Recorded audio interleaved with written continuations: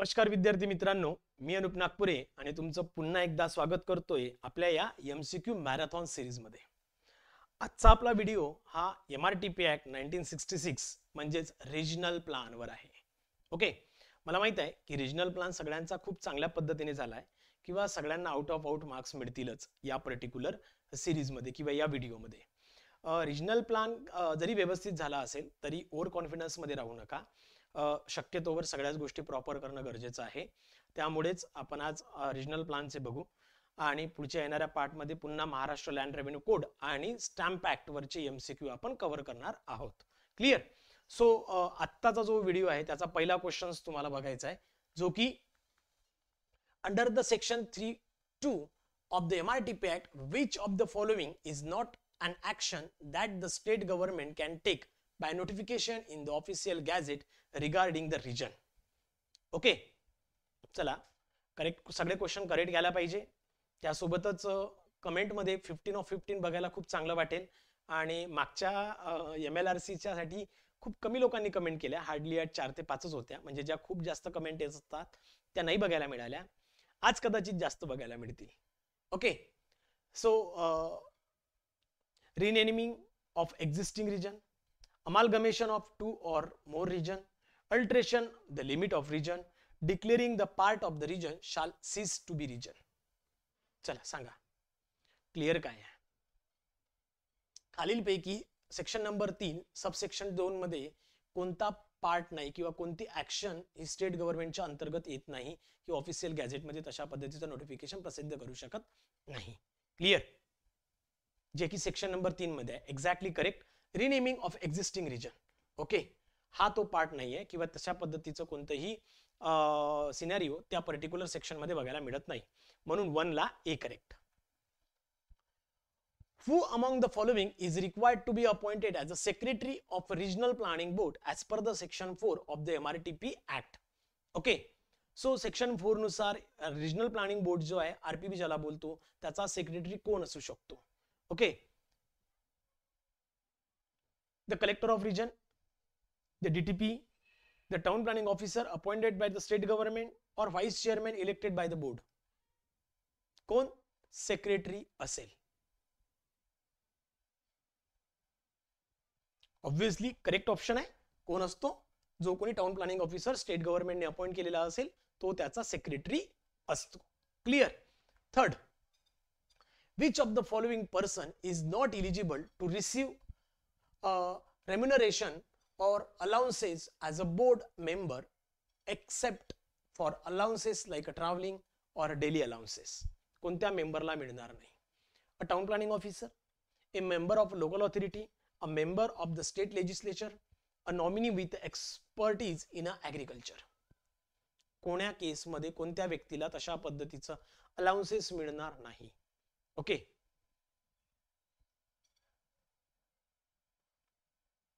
Yes exactly बरोबर तुम्ही विचार करताय। द मेंबर ऑफ स्टेट लेजिस्लेचरला कोणत्याही पद्धतीचा म्हणजेच काय जे काही अलाउन्सेस असेल बोर्ड मेंबरच्या व्यतिरिक्त except allowances like a travelling किंवा डेली अलाउन्सेस हा मिळत नसतो। Clear? So option C is correct for the question number 3। Clear?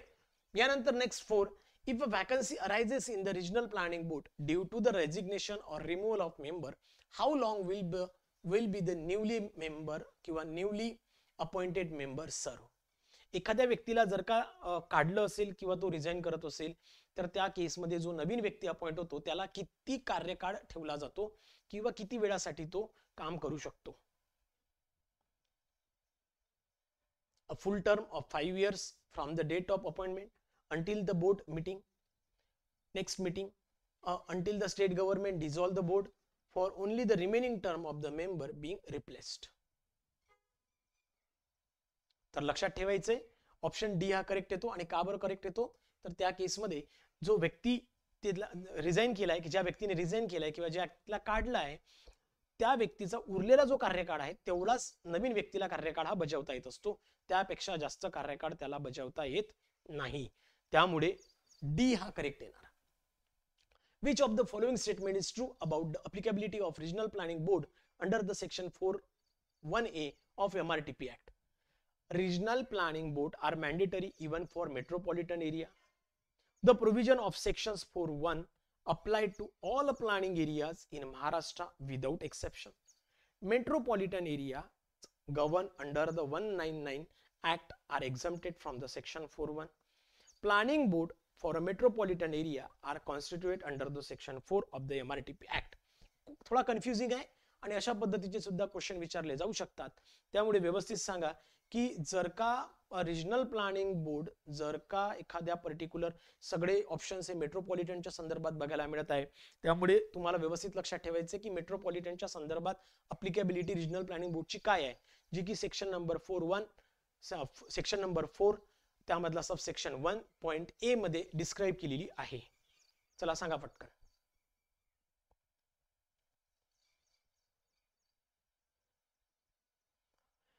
Clear. चला बघा ऑप्शन काय आहे तर खरी तर मेट्रोपॉलिटन रिजन मध्ये किंवा मेट्रोपॉलिटन जी काही रिजन असेल तिथे रिजनल प्लॅनिंग बोर्डचं असणं किंवा तिथे रिजनल प्लॅनिंग बोर्डचं इन्व्हॉल्वमेंट हे कधीच नसतं. या अंतर्गत काय आहे की तिथे regional planning committee sorry metropolitan planning committee assign केली जाते आणि तिथलं जो काही प्लॅनिंग असेल ते त्या बेसिसवर केलं जातं. आणि सेक्शन नंबर 4A मध्ये पण सांगितलं आहे की metropolitan area govern under the 199 Act are exempted the section 4.1. म्हणजे रिजनल प्लॅनिंग कमिटी किंवा रिजनल प्लॅनिंग बोर्ड हे एक्झाम केलं आहे या पर्टिक्युलर ऍक्टच्या अंतर्गत. त्यामुळे सी हे ऑप्शन करेक्ट आहे. लक्षात ठेवा रिजनल प्लॅनिंग बोर्ड इन्व्हॉल्व असू शकत नाही रिजनल प्लॅनिंग कमिटीच्या अंतर्गत. क्लियर आहे. नाव क्वेश्चन नंबर 6 काय सांगतोय प्रॉपर लक्ष द्या. Under the MRTP Act, which of the following is not explicitly listed as a duty of regional board? Prepare a regional plan, approving the building permission in a regional area, prepare an existing land use map, conducting a regional survey and preparing a report. Regional planning board ची कोणती duty नाही जी की not explicitly listed in the duty of regional planning board. कोणती नाही आहे. Simple आहे. Clear. So building permission in the regional area किंवा तशा पद्धतीचं रिजनल एरियामध्ये बिल्डिंग परमिशन देणं हे काय त्यांचं काम नाहीये किंवा रिजनल बोर्डचं काम नाहीये. त्यामुळे बी करेक्ट येणार. Question number 7. After the submission of draft regional plan to the state government when can the regional board hold a meeting. एकदाच जर का ड्राफ्ट रिजनल प्लॅन हा अप्रुव्हल किंवा सबमिशन केला स्टेट गव्हर्नमेंटला तर त्यानंतर रिजनल प्लॅनिंग बोर्डला मीटिंग घेता येते की नाही त्याबद्दलचा क्वेश्चन आहे. तर लक्षात ठेवायचंय.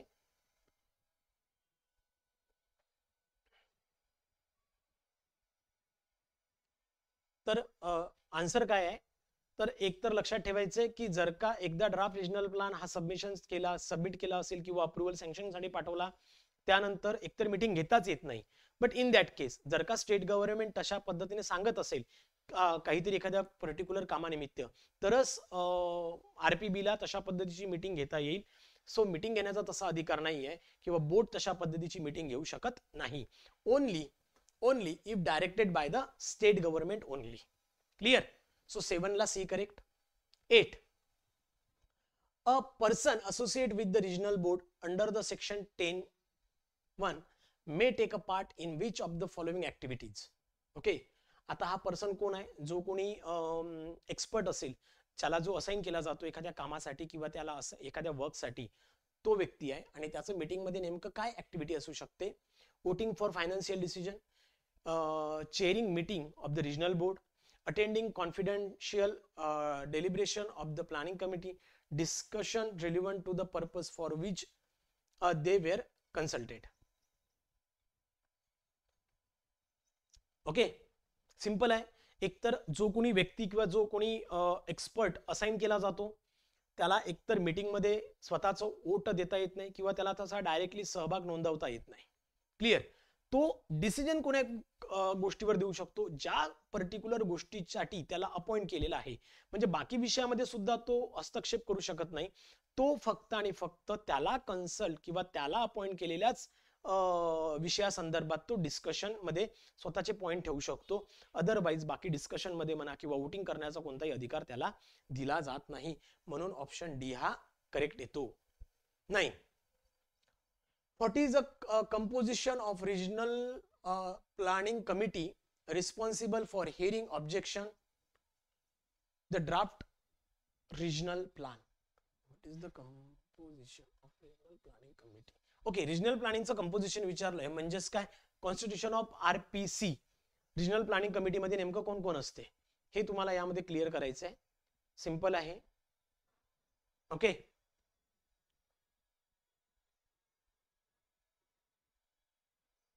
ओके, एक खूप सिंपल क्वेश्चन आहे. 2 मेंबर आहे रिजनल प्लॅनिंग बोर्डचे आणि एक टाउन प्लॅनिंग ऑफिसर.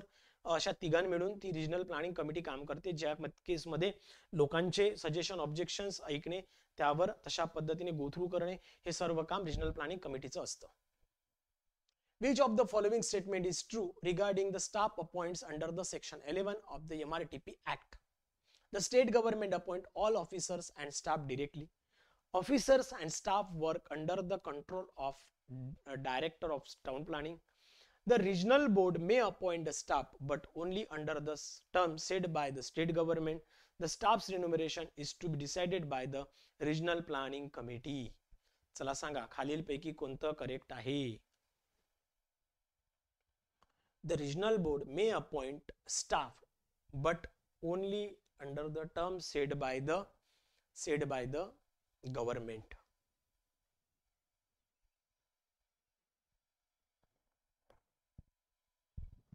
ओके, बरोबर आहे ना? सो रिजनल बोर्ड काय करू शकतो? स्टाफ अपॉइंट करतो but only the term set bye the state गव्हर्नमेंटच्या अंतर्गतच. क्लिअर? म्हणून C correct. 11. Which of the following statement regarding the regional plan is not correct as per the MRTP Act 1966? खालीलपैकी कोणतं statement regional प्लॅनच्या संदर्भात बरोबर नाहीये, चुकीचं आहे. The regional plan must necessarily indicate conservation of natural resources. बरोबर आहे. It may include provision of reservation for NH or state highway. Exactly. Once the draft regional plan is published, no land development can take place without permission. Yes, the regional plan cannot include reservation of site for military purpose. कोणतं चुकीचं आहे? पटकन. Obviously बघा, पहिला point बरोबर आहे. जे काही कॉन्झर्वेशन आहे नॅशनल रिसोर्सेसचे ते त्यामध्ये इंडिकेट केलं जातं.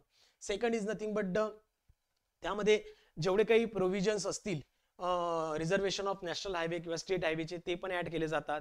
किंवा ड्राफ्ट रिजनल प्लॅन पब्लिश झाल्यानंतर डायरेक्टली विदाउट परमिशन तुम्ही लँड यूज चेंज करू शकत नाही. आणि रिजनल प्लॅन मध्ये reservation site for military purpose ठेवू शकत नाही असं त्यांचं म्हणणं आहे. द रिजनल प्लॅन कॅनॉट ठेवू शकत नाही असं त्यांचं म्हणणं आहे. तर हे चुकीचं आहे. ऍक्च्युली तिथे आपण मिलिटरी जो काही झोन असेल किंवा कॅन्टोन्मेंट बोर्ड असेल तो प्रपोज करू शकतो. त्यामुळे डी हा करेक्ट येईल याच्यासाठी. 12. What is the minimum statutory time period that must be allowed for receiving objection and suggestion after the draft regional plan is published? Simple आहे. खूपदा झाला हा क्वेश्चन. किती असतो? 2 month, 4 month, 60 days, 90 days.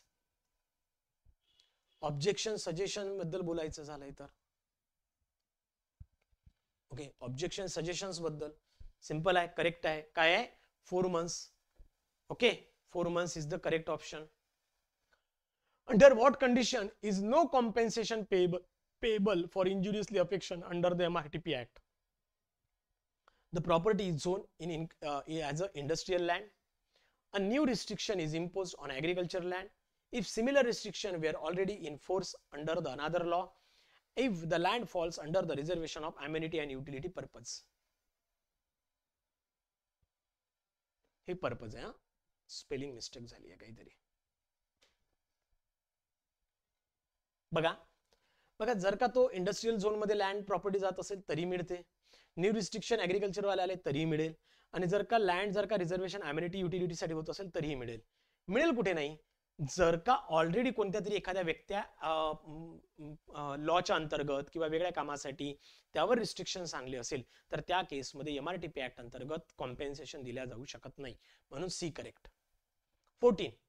Who is the competent authority to grant the development permission for the land situated outside the municipal limit and गावठाण area as per the section 18(1). चला सांगा पटकन, सिंपल आहे. म्युन्सिपल कॉर्पोरेशन आहे तर बरोबर आहे, corporation वाले तशा पद्धतीची परमिशन देईल. पण आउटसाइड द म्युन्सिपल लिमिट आहे तर त्या केसमध्ये कोण देतं? सिंपल आहे, कोण देतं? Collector of the district. तो त्या केसमध्ये परमिशन देईल. Clear? And the last question, as per the section 20 of the Maharashtra regional and town planning act 1966, which of the following statement is incorrect regarding the modification of regional plan? Incorrect विचारलंय. First, the state government may modify a regional plan at any time after it comes into the operation. In such a modification is necessary for the development of region. The procedure of modification requires publishing a notice in official gazette and inviting objection suggestion from the public. Incorrect विचारलंय. If objections are received, the state government must compulsorily refer the matter to the regional planning board for reconsideration. A notification stating the approval or rejection of the modification must be published in official gazette specifying the date and operation if approved. चला सांगा, कोणतं चुकीचं आहे? काय म्हणताय? Question वाचा. Modification of regional plan. Modification of regional plan कधी होईल? ज्या वेळेला तो फोर्स मध्ये असेल. बरोबर आहे? त्यावेळेचं मॉडिफिकेशन विचारतंय. आता सिंपल आहे, ज्या वेळेला तशा पद्धतीचं मॉडिफिकेशन विचारलं त्यावेळेला regional planning board RPB existence मध्ये असेल का? रिजनल प्लॅनिंग बोर्ड नाहीये. मग क्वेश्चन सी मध्ये ऑप्शन सी मध्ये जर बघितलं, त्यांनी काय म्हटलंय? Referred matter regional planning board सोबत. रिजनल प्लॅनिंग बोर्डच एक्झिस्टन्स मध्ये नाही ना, तर कसं होणार? म्हणून सी चुकीचा आहे. क्लिअर? सी चुकीचा आहे.